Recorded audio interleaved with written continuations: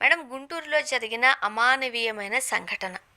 అది water issue అది. అది కాస్త ఆ మహిళను ఇబ్బంది పెట్టి హిజ్రాలతో కొట్టించి వివస్త్రను చేసిన సంఘటన. చాలా బాధాకరమైన సంఘటన ఈరోజు గుంటూరు పట్టణంలో చోటు చేసుకుంది. ఏం చెప్తారు? నమస్తే అండి. ముఖ్యంగా ఈ ఘటన జరగడం కంటే ఈ ఘటన జరిగిన వెంటనే పోలీసులు సత్వరమే రియాక్ట్ కాలేదు అనేది వాస్తవిక విషయం అండి. అంటే ఏదైతే బాధిత మహిళకి అక్కడ ఉండేటటువంటి కార్పొరేటరో మరి అతను ఎవరో ఏంటో అతని స్థాయి మనకు తెలియదు. ఇది గత గవర్నమెంట్ లో వేసినటువంటి రోడ్లు అండి. సిమెంట్ రోడ్లన్నీ గత గవర్నమెంట్ లో వేసేసి ఉన్నాయి. ఆ పక్కనే ఒక పాడుబడ్డ పైప్ లైన్ లాంటిది, అంటే కింద ఎప్పుడో 15 ఏళ్ల క్రితం మోటార్ వేసుకున్నారట, వాళ్ళు బోర్ వేసుకున్నారట. దాన్ని సిమెంట్ తో పూర్తి చేసినారు. ఒకవేళ అక్కడ బోరు ఉండకూడదు అంటే అది తీసేయండి, అలా ఉంచకూడదు అనాల. బోరు ఇక్కడ ఉండాలి అంటే నాకు 10,000 ఉండాల్సిందే, నాకు 10,000 ఇవ్వాల్సిందే అంటూ గొడవ పడితే ఆ గొడవ కాస్త చిలికి గాలి మీ ఎందుకు ఇవ్వాలి 10,000? మేం 15 ఏళ్ల క్రితం వేయించుకున్న బోర్ కదా, మీకు 15,000 10,000 ఎందుకు ఇవ్వాలి అంటూ జరిగినటువంటి గొడవలో అతనికి బాధిత మహిళకి మధ్య జరిగిన వాగ్వివాదంలో ఆవిడకి చెయ్యి కోసుకుపోయి రక్తం వచ్చినటువంటి పరిస్థితి నెలకొంది. ఆవిడ పోలీస్ స్టేషన్ కు వెళ్ళారు, కంప్లైంట్ ఇచ్చి ఇలా 15,000 అడుగుతున్నారండి బోర్ మోటార్ కి, అది మేము వేయించుకున్న మోటార్ అండి, లంచం అడుగుతున్నారు అంటూ మా మీద దాడి చేశారు అంటూ వెళ్ళారు. లంచం అడిగారని చెప్పి ఎవరు వెళ్ళరండి, అదే దారుణం. లంచం అడిగారని లంచం అడిగిన తర్వాత గొడవ జరిగి గాయం అయితే ఆవిడ వెళ్ళింది. ఇదిగోండి నన్ను ఎలా కొట్టి గాయం చేశారు అంటే, ఏమమ్మా అబ్బాయి పోలీస్ స్టేషన్లకి వస్తే ఆర్డర్ తీసుకుంటాడు మీ కంప్లైంట్ లో, వీళ్ళు ఎమ్మెల్సీ చేయించుకొచ్చుకోండి అని పాపం గౌరవ సిఐ గారు పంపించేసినారు. పోలీస్ స్టేషన్ కి బాధిత మహిళ వచ్చే అక్కడ ఘటన జరిగిందా జరగలేదా ఎంక్వైరీ చేసుకున్నాకే ఎఫ్ఐఆర్ కట్టండి. కానీ జరిగిందా జరగలేదా అనేది బాధిత మహిళ చెప్పిన నోటి మాట మీద ఆధారపడి ఉండండి. ఎందుకంటే ఎమ్మెల్యే చెప్పాలి, ఆ ఏరియా కార్పొరేటర్ చెప్పాలి, ఎవరో ఒక రెఫరెన్స్ ఉంటేనే కేసు కట్టాలి అని తప్పండి. ఆవిడ నిజం చెప్పిందా అబద్ధం చెప్పిందా అనేది మిమ్మల్ని కేసు కట్టమనట్లా. ఆవిడ ఇచ్చిన కంప్లైంట్ ని బేస్ చేసుకుని మీరు ఎంక్వైరీ చేయండి. అంతేగాని కంప్లైంట్ ని పక్కన పడేసి రిఫరెన్స్ ఉంటేనే ఎఫ్ఐఆర్లు చేస్తామంటే ఇక బాధిత మహిళలందరికీ ఎమ్మెల్యేలు అందుబాటులో ఉండరు. ఒక్కొక్కసారి ఒక్కొక్కళ్ళు సింగపూర్ లో ఉంటారు, హైదరాబాద్ లో ఉంటారు, బెంగళూరులో ఉంటారు, ఎమ్మెల్యే అపాయింట్మెంట్ దొరకదు. అలా దొరకనప్పుడు ఇక కేసులు ఎఫ్ఐఆర్లు అవ్వవా అండి? అంటే ఈ ఘటనలో స్వయంగా ఆవిడ ఎవరండి, గల్లా మాధవి గారు అంటే ఈ సంఘటన బయటకు వచ్చిన వెంటనే మాధవి గారు అతన్ని సస్పెండ్ చేశారుగా. అవునండి, అదే అంటున్నాను. మాధవి గారు అతన్ని సస్పెండ్ చేయడం, లేకపోతే మాధవి గారు సిఐకి ఫోన్ చేసి వాళ్ళని కస్టడీలోకి తీసుకోమని చెప్పడం, మాధవి గారు ఎస్పీ గారికి ఫోన్ చేసి సిఐ గారు ఎందుకు ఆ కంప్లైంట్ పట్టించుకోవట్లేదట, ఒక మహిళ వివస్త్రం అయిపోతే ఏంటి ఆ సిఐ నిమ్మక నీరెత్తినట్టున్నాడు, ఎవరు చెప్తే చేస్తాడు అతను అంటూ గౌరవ ఎస్పీ గారికి చెప్పడం, హోమ్ మినిస్టర్ గారికి చెప్పడం, ఇదంతా ఎమ్మెల్యే చేసిందండి. ఎమ్మెల్యే గారికి యాక్ట్ అవ్వాలి కదా. ఒకవేళ ఎమ్మెల్యే సానుకూలంగా స్పందించలేదు అనుకోండి, ఇది తెర మీదకి రాదా అండి? లేకపోతే ఆ కుటుంబ మహిళ ఏదైతే ఉందో ఆవిడ ఇంటి ముందు సీసీ కెమెరాలు ఉన్నాయండి, ఆ ఇంట్లో పెట్టించుకున్నారు సీసీ కెమెరాలు బయట. ఆ కెమెరా అండర్ లో జరిగింది కాబట్టి ఆ ఘటన ఎవిడెంటరీగా నిర్ధారితమైందండి. లేకపోతే ఆ మహిళ పిచ్చి పట్టి బట్టలు చించుకుందని కూడా రాసేద్దురు, కేసు అలా కూడా క్లోజ్ చేసేస్తారండి. సో ఇటువంటి పరిస్థితుల్లో సీసీ కెమెరా అండర్ లో వీడియో బయటికి రావడం, ఎమ్మెల్యే రియాక్ట్ అయ్యి సిఐ గారిని, ఎస్పీ గారిని, హోమ్ మినిస్టర్ గారిని అలర్ట్ చేయడం వల్ల ఇది ఎఫ్ఐఆర్ అయి వాళ్ళు అరెస్ట్ అయ్యారు. ఇవన్నీ జరగకపోతే వెళ్ళిన ప్రతి చోట కెమెరాలు ఉండవు కదండి, కెమెరాలు లేని చోటే కదా బాధిత మహిళల్ని అవతల వాళ్ళు ఇబ్బంది పెట్టేది. మరి బాధిత మహిళ వచ్చినప్పుడు మీరు కంప్లైంట్ తీసుకోరు, ఎమ్మెల్యే రిఫరెన్స్ ఉండాలంటే అది ఎంతవరకు కరెక్ట్ అండి? నిన్నటి రోజు మీరు చూసుంటారు, మహిళా కమిషన్ చైర్పర్సన్ గారు వచ్చారు. 3 రోజుల తర్వాత మా గుంటూరులో ఇన్సిడెంట్ జరిగినట్టు మాకే తెలియదు. నిన్నటి రోజు అనుకుంటా మధ్యాహ్నం వెంటనే ఆ ఇష్యూ పెట్టగాళ్ళు ఏంటంటే 3 రోజులు అవుతుందండి అన్నారు. 15వ తారీఖు రాత్రి 8 జరిగిన ఘటన 18వ తారీఖు 4-5 అనుకుంటండి వాళ్ళతో కుటుంబ సభ్యులతో చుట్టుపక్కల గారు వచ్చారు. నేను ఆమెను ఏమీ దూషించలేదండి. 15వ తారీఖు ఇన్సిడెంట్ జరిగితే ఇప్పుడు వచ్చారేంటమ్మా, మీరు ఎప్పుడు రావాలి?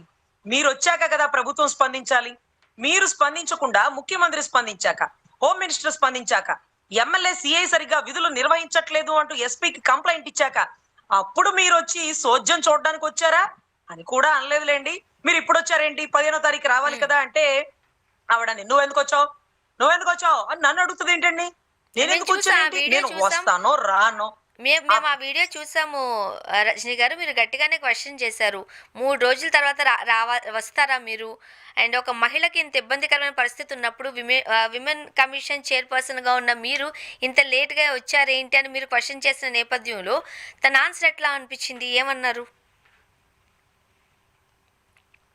అంటే నాకేమనిపిస్తుంది అంటేనమ్మా, ఎమ్మెల్యేను లేకపోతే ముఖ్యమంత్రి రియాక్ట్ అవుతాడని నేను అనుకున్నాను.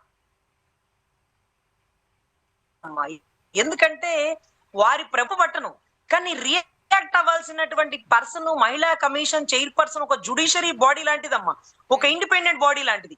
ఆవిడ ప్రభుత్వాన్ని నిలదీయాల. ఏం జరుగుతుంది ఈ ప్రభుత్వంలో? ఏంటిది లాంటి ఆర్డర్? ఇలా అస్తవ్యస్తం అయిపోతుంది. మహిళ మీద దాడులు చేయడం ఏంటి? మహిళ మీద నడి రోడ్డు మీద కర్రతో కొట్టడం ఏంటి? ఏమి ప్రభుత్వంలో ఉన్న మనిషి చేస్తే ఊరుకుంటానా? ఊరుకునేదే లేదు, ఉపేక్షించేదే లేదు అంటూ ఆవిడ చక్కచక్కడ ఆర్డర్లు ఇచ్చేయాల.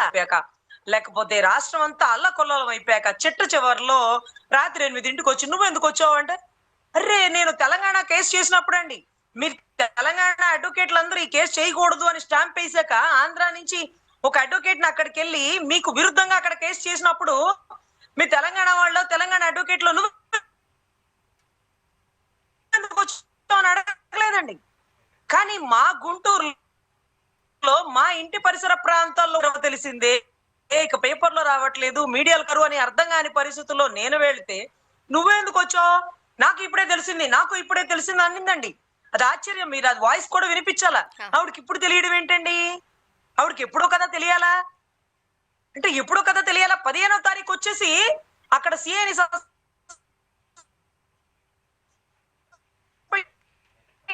చేసేసి అక్కడ ఉండే ప్రభుత్వంలో ఉండే వాళ్ళని రియాక్షన్ అవ్వాల్సినటువంటి తీరు, ముఖ్యమంత్రి రియాక్ట్ అయ్యాక మహిళా కమిషన్ రియాక్ట్ అయిందంటే తొందరపడి ఒక ప్రభుత్వం ముందుకు వస్తుంది. కానీ మహిళా కమిషన్ చైర్పర్సన్ గారు నేషనల్ హ్యూమన్ కమిషన్ అండి, నేషనల్ అంటే నేషనల్ మహిళా కమిషన్ ఉంటారు పైన, వాళ్ళందరూ చివాట్లు పెట్టాక వాళ్ళు వచ్చారేమో అన్నట్టుగా ఈవిడ అప్పుడు వచ్చారండి. ఇంకా ఆవిడ చెప్తున్నారు ఆ వీడియోలు డిలీట్ చేసేయాలండి అంటుంది.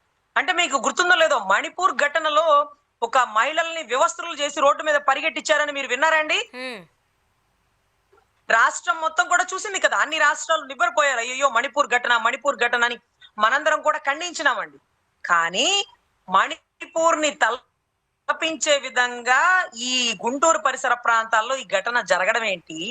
ఆ వీడియో బయటికి వస్తే దాన్ని డిలీట్ చేపిస్తున్నానని ఈవిడ చెప్పడం ఏంటి? చెప్పేది ఎందుకండి? ఒక ఆర్డర్ ఇష్యూ చేయొచ్చుగా.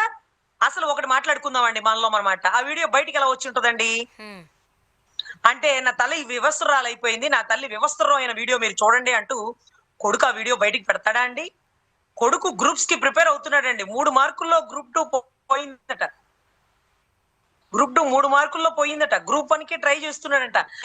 వైరు పెట్టి నులిమేస్తే ఆ వైరు గీత కూడా తన మెడకు అలాగే చుట్టుకుని ఉందండి.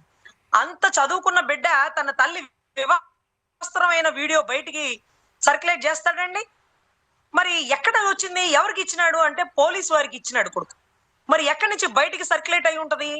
ఒకటి కొడుకైనా చేసి ఉండాలా, లేకపోతే పోలీసు వాళ్ళైనా చేసి ఉండాలా. వాళ్ళిద్దరి మీద చర్య తీసుకోవాల్సింది. సోషల్ మీడియాలో వీడియోని దయచేసి ఎవరికి షేర్ చేయకండి అంట.